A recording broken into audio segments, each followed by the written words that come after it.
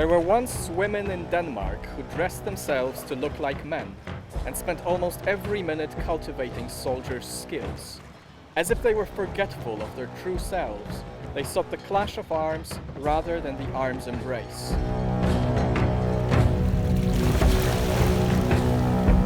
Do these stories really describe Viking reality, or are they pure fiction?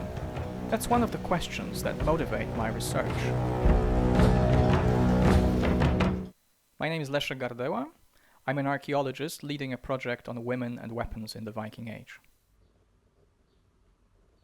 Warrior women are mentioned in a number of textual sources from the Middle Ages. But the problem with those sources is that they are much younger than the Viking Age they claim to describe. That is, from the 12th and 13th century. And this makes them very difficult to interpret.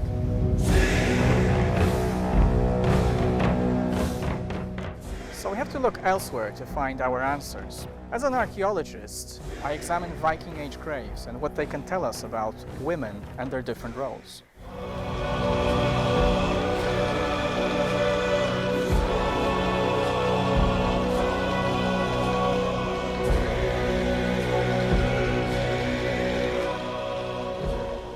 The area around Sognefjord, here in western Norway, is very special because the landscape is dotted with monumental mounds from the Viking Age.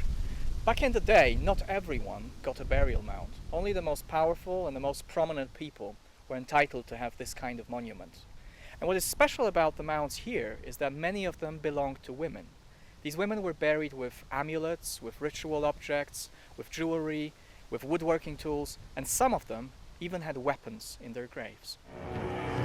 But does that mean a woman buried with a weapon was a warrior in life? To find out more, I'm going to investigate Viking Age grave goods in the University Museum of Bergen. Several female graves in western Norway contain axes. This is a very interesting category of objects, and we know from Old Norse literature that axes were commonly used by Viking warriors on the battlefield, and we also know that in some cases axes served as powerful symbols of status. But when we look more closely at Viking Age axes found in graves here in western Norway, we will immediately notice that they are relatively small in size, and we will also notice that their edges are relatively narrow. Axes of this kind could have been used for various purposes. They could have been used in the household to repair something, to build a boat, or even to prepare dinner in the evening. So if a woman was buried with an axe like this could have signaled her various roles in life and does not necessarily indicate that she had been a warrior. So we know that on occasion women were buried with full-size axes, but what I have here is actually quite special.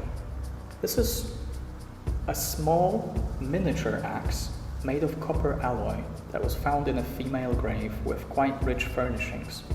We don't know exactly what this axe was used for, what it symbolized, but its small size suggests that it could have been a kind of amulet, perhaps a symbol of protection, perhaps a symbol of power.